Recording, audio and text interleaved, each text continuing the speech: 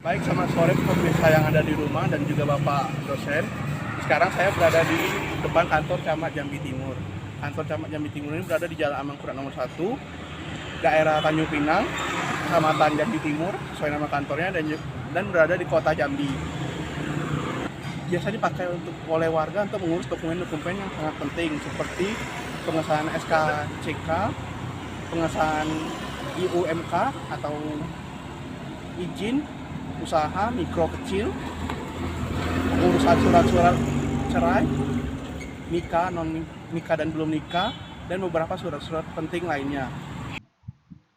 Untuk lebih jelasnya, berikut ini adalah beberapa dokumen penting yang dapat diurus di kantor Kecamatan Jambi Timur. 1. Penerbitan izin usaha mikro kecil IUMK. 2. Rekomendasi surat pengantar SKCK. 3. Surat keterangan domisili. 4. Surat izin bentuk jalan untuk pembangunan atau acara. 5. Pengesahan surat keterangan miskin. 6. Dispensasi nikah. 7. Rekomendasi dan pengesahan permohonan cerai, belum nikah dan nikah, dan sebagainya. Yaitu surat eksplorasi air tanah, penggalian mata air, dan surat perubahan penggunaan tanah waris hingga wakaf. Sekarang kita masuk ke bagian pendahuluan. Kita lupakan dahulu mengenai kantor Camat Jambi Timur ini. Sekarang saya akan menunjukkan mengenai perbedaan pertumbuhan perekonomian dan juga stabilitas perekonomian Indonesia. Pada pertumbuhan perekonomian itu dapat dilihat dari indikator GNP atau Gross National Product, di mana jika GNP suatu negara itu bertambah, itu berarti negara tersebut mengalami pertumbuhan. Dan untuk stabilitas nasional itu merupakan suatu keadaan ekonomi di mana keadaan itu terkendali, diharapkan, dan juga dapat tersinambung dengan baik. Dan arti lainnya yaitu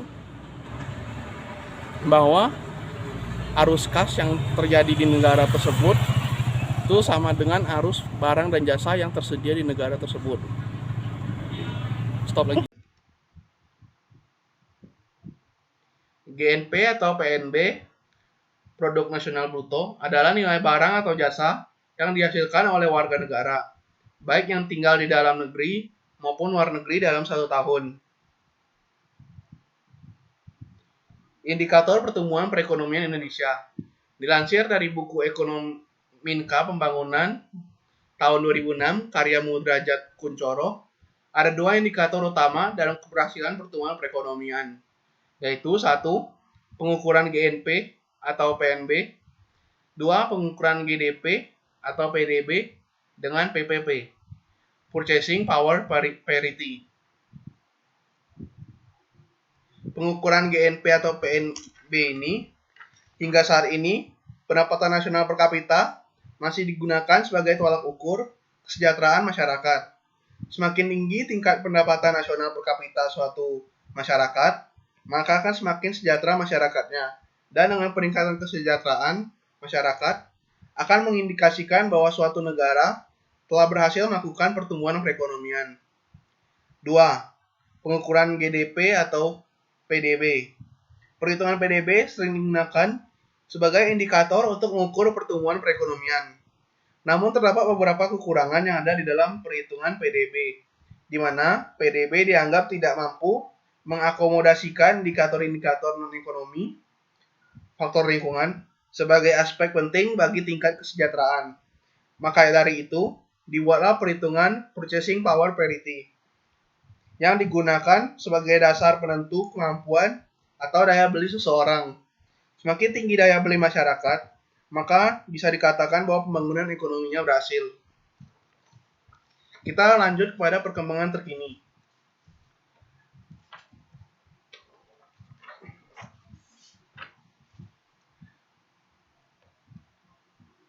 Dapat dilihat dalam grafik GNP Indonesia, di mana pada pertengahan tahun 2020 terjadi penurunan yang sangat besar menuju ke angka 239.842 US dollar. Namun setelah itu kembali mengalami peningkatan secara terus-menerus dimulai dari bulan Juli 2020 hingga bulan Desember 2021, di mana GNP Indonesia menyentuh angka 307.046 US dollar. Angka ini bahkan lebih tinggi dibandingkan dengan angka GNP sebelum terjadinya pandemi di Indonesia.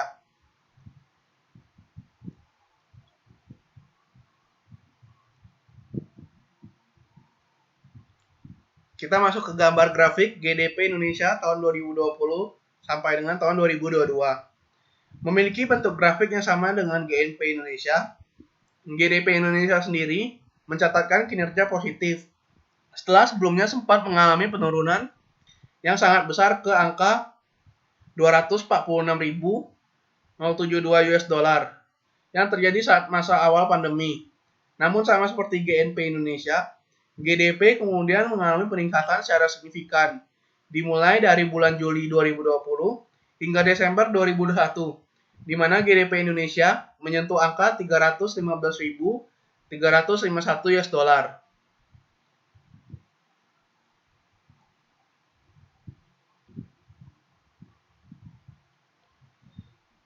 Kita berlanjut pada stabilitas perekonomian. Pada stabilitas perekonomian ini terdapat 3 indikator penting, yaitu pertumbuhan perekonomian, tingkat inflasi, dan nilai tukar. Sekarang kita akan melihat mengenai pertumbuhan perekonomian. Seperti yang sudah dilihat tadi, perekonomian Indonesia telah bertumbuh secara positif sama masa-masa pandemi ini. GNP yang dicatatkan pada akhir tahun 2021 telah menyentuh angka 307.064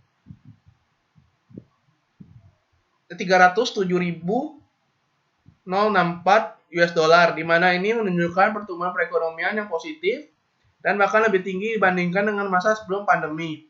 Hasil yang sama juga diperlihatkan oleh grafik GDP Indonesia yang juga berhasil menyentuh angka 315.351 US dollar dan juga lebih tinggi jika dibandingkan dengan tahun-tahun sebelum terjadi pandemi COVID-19 di Indonesia.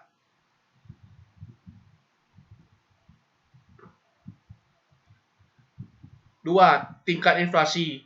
Melansir informasi dari Kementerian Keuangan, diprediksikan oleh Bank Dunia bahwa tingkat inflasi di Indonesia akan mencapai 3,6%. Meski mengalami peningkatan, inflasi di Indonesia masih mampu ditangani dengan baik oleh pemerintah, dan lebih baik pula jika dibandingkan dengan negara-negara lain seperti Jerman yang naik 30% secara tahunan dan AS yang naik ke atas 7%.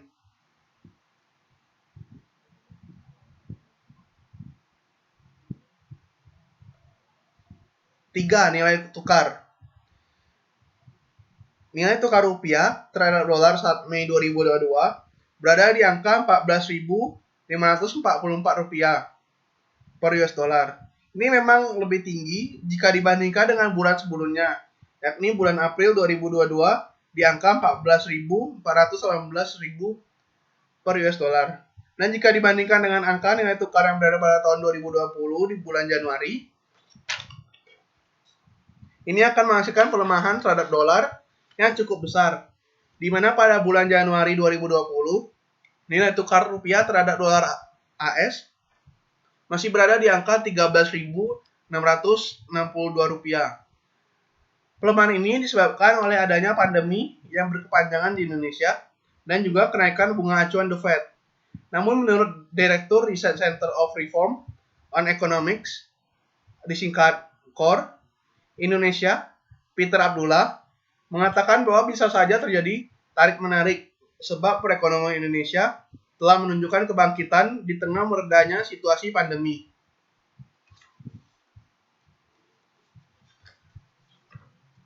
Kita masuk pada bagian tantangan. Meskipun menunjukkan pertumbuhan perekonomian yang menuju ke arah positif, bangsa Indonesia tidak boleh terlena dengan beberapa tantangan-tantangan yang tetap ada dan berpotensi untuk kembali melemahkan perekonomian Indonesia. Menurut Kementerian Keuangan, ada 3 tantangan yang harus diwaspadai oleh Indonesia, yaitu 1. Masih rentannya situasi COVID-19. Sifat dari pandemi yang sudah dianggap memasuki masa endemi, sebaiknya jangan dipandang sebelah mata. Dapat dilihat bahwa antusiasme masyarakat untuk memperoleh vaksin sudah mulai berkurang. ditakutkan bahwa ini akan menjadi masalah yang cukup serius sebab kita belum sepenuhnya terbebas dari COVID-19. 2. Beradaptasi dengan krisis dan menjadikannya momentum perubahan. Masih banyak necessary condition yang masih belum mumpuni jika ingin melakukan transformasi digital secara optimal, mulai dari infrastruktur, skill dan bakat, serta literasi pengguna. Penyesuaian kerangka kebijakan juga diperlukan, sebab kebijakan ekonomi digital berbeda dengan kerangka kebijakan ekonomi yang konvensional yang masih diterapkan di Indonesia. 3. Akselerasi dan perubahan aspirasi terhadap isu lingkungan hidup. Selain ketiga hal ini, adanya ketegangan politik antara Rusia dan Ukraina membuat dampak yang kuat terhadap inflasi yang terjadi di Indonesia, terutama pada harga-harga berbagai komoditas yang ada di negara Indonesia. Maka dirasa perlu adanya respon pemerintah terkait dengan hal ini yang diyakini akan berdampak pada semakin ketatnya kebijakan moneter yang ada.